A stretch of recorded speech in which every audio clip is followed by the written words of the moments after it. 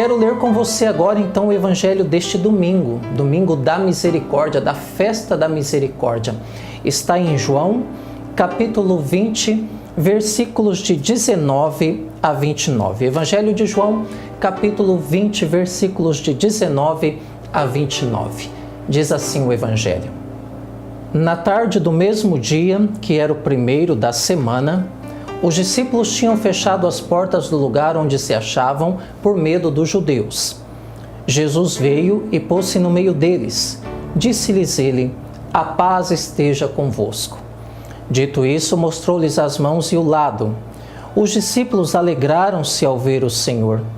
Disse-lhes outra vez: "A paz esteja convosco. Como o Pai me enviou, assim também eu vos envio a vós." Depois dessas palavras, soprou sobre eles, dizendo-lhes: "Recebei o Espírito Santo. Aqueles a quem perdoardes os pecados, lhes serão perdoados. Aqueles a quem os retiverdes, lhes serão retidos." Tomé, um dos 12, chamado Dídimo, não estava com eles quando veio Jesus.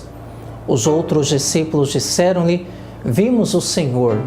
Mas ele replicou-lhes: "Se não vir nas suas mãos o sinal dos pregos, e não puser o meu dedo no lugar dos pregos, e não introduzir a minha mão no seu lado, não acreditarei." 8 dias depois, estavam seus discípulos outra vez no mesmo lugar, e Tomé com eles.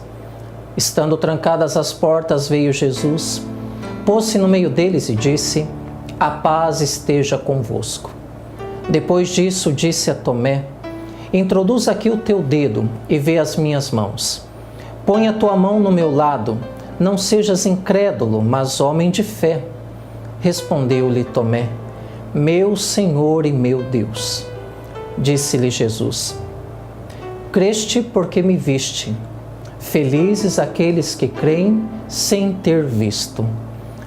Palavra da salvação, glória a vós, Senhor. Minha gente, nós poderíamos tirar inúmeros ensinamentos a respeito deste trecho do Evangelho. Jesus ressuscitado aparece por 2 vezes aos seus discípulos. Detalhe: os discípulos estavam reunidos no primeiro dia da semana. E você sabe qual é o primeiro dia da semana? O domingo. Para nós cristãos católicos, o dia do Senhor é o domingo, porque foi no domingo que o Senhor venceu a morte. Foi no domingo que o Senhor nos libertou das garras de Satanás através da sua ressurreição.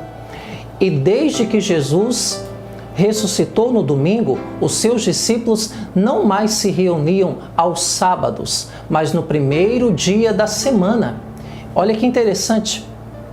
Estando os discípulos reunidos, aí apareceu o Senhor. Quero dizer para você: domingo é dia do Senhor, dies Domini.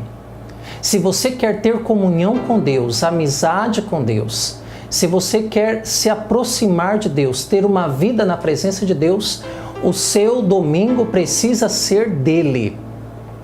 Quero dizer para você que faz tudo no seu domingo, menos estar na casa do Senhor. Não tem como consagrar o domingo ao Senhor e dar este dia a Ele, se eu não vou vê-lo e me encontrar com Ele na sua casa.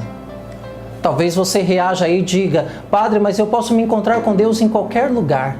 Mas a promessa dele é da presença certa dele quando os seus discípulos estiverem reunidos no seu nome. O Senhor espera que aqueles que creem nele, que se reúnam como irmãos. E bonito, o Evangelho de hoje atesta isso. Estando os discípulos reunidos no primeiro dia da semana, isso é igreja, isso é missa. Ali apareceu o Senhor. E como estavam ali na casa do Senhor, puderam ver o Senhor, fazer a experiência com Deus. Meu querido, minha querida, em nome de Jesus, pelo poder de Jesus ressuscitado, sai desta mentira diabólica de que você não precisa de ir à igreja. Vença essa mentira diabólica de que igreja é uma instituição humana, coisa dos homens. Que igreja não faz diferença. Faz sim. A igreja é a casa do Senhor. Foi por ela que Jesus derramou o seu sangue. É o corpo de Cristo. Em nome de Jesus, você que está magoado, ressentido por alguma coisa ou com alguém na igreja e por isso se distanciou, está na hora de voltar. Você está perdendo. Você está perdendo. O Senhor prometeu a manifestação da sua presença quando nós estamos reunidos no seu nome. E repito, o Evangelho atestou. Estando eles reunidos, o Senhor ali apareceu e tiveram contato com ele. Amém? E continua o Evangelho. 8 dias depois, que dia da semana cai? Domingo. Estavam novamente os seus discípulos reunidos. Definitivamente o dia do Senhor é o domingo, o dia em que Ele restaurou toda a criação, não mais no sábado, o dia glorioso definitivo.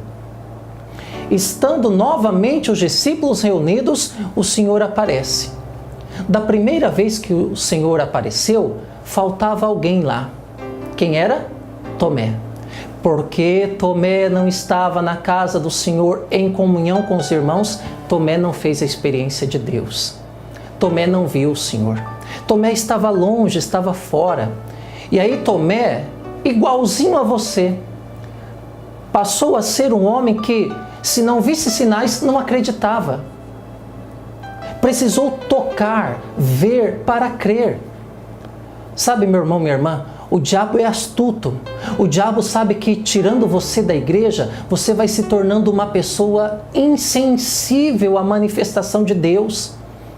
Tirando você da comunidade, da igreja, o diabo sabe que ele vai fechando os seus ouvidos e o seu coração para a palavra de Deus.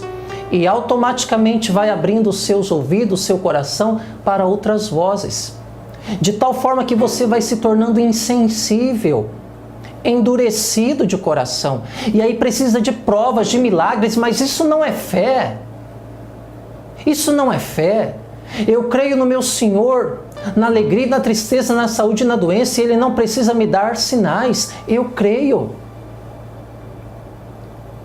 Até quando você vai ficar como Tomé, longe da comunidade? João contou essa história não para dizer que Tomé era incrédulo. João contou a história para dizer o seguinte: o que aconteceu com Tomé, que saiu da comunidade, vai acontecer com você, comigo, com todos nós. Nós vamos perder a capacidade de nos encontrarmos com Deus. Com o Deus testemunhado pelo sangue de muitos irmãos e irmãs. Quando a gente começa a se afastar da igreja, a gente começa a criar um Deus a nosso bel prazer. Um Deus que não existe, que é ídolo, que não corresponde, que não age. Um Deus que eu busco para que me sirva, e não um Deus que eu quero servi-lo. Disse o Evangelho que quando Jesus apareceu pela segunda vez, Tomé estava lá. E porque Tomé estava lá, Tomé agora pode fazer o quê? Ver o Senhor. Deixa eu te dizer mais uma vez, o Senhor escolheu a igreja como lugar da sua manifestação. Você está perdendo, meu irmão. Você está perdendo, minha irmã. Ah, padre, mas as pessoas na igreja são pecadoras. Então, bem-vindo, porque você é uma delas. Padre, as pessoas da igreja cometem erros. Talvez você não entenda nada de igreja.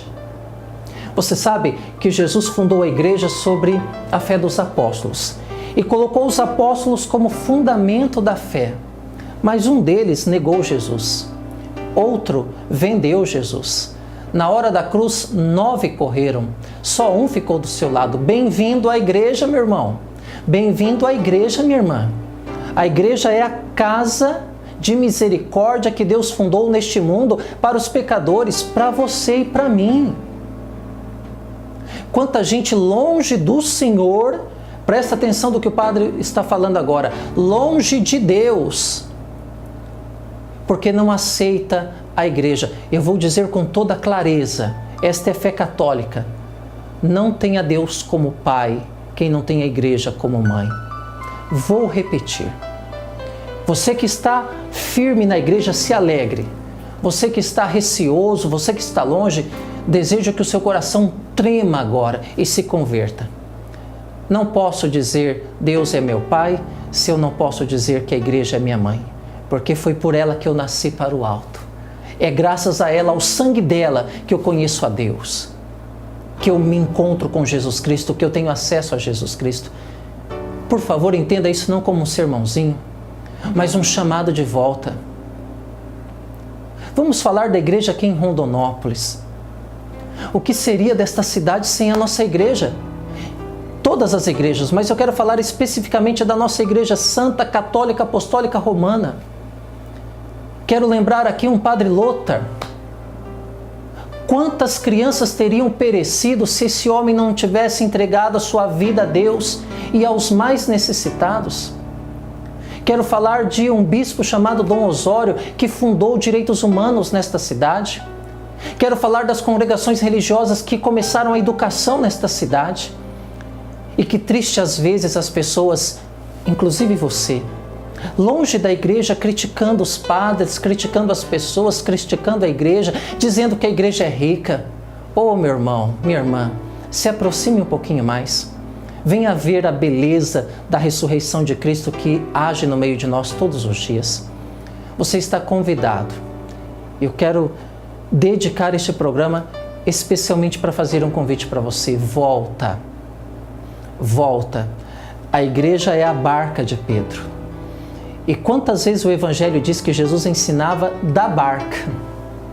Da barca de Pedro, Jesus ensinava as multidões. A barca de Pedro aqui é a igreja. Jesus ensina, orienta, alimenta, cura e liberta desde a barca de Pedro, a igreja. E o Evangelho também nos atesta que a barca de Pedro inúmeras vezes era agitada de um lado para outro. Mas era permanecendo dentro da barca que os discípulos se salvavam.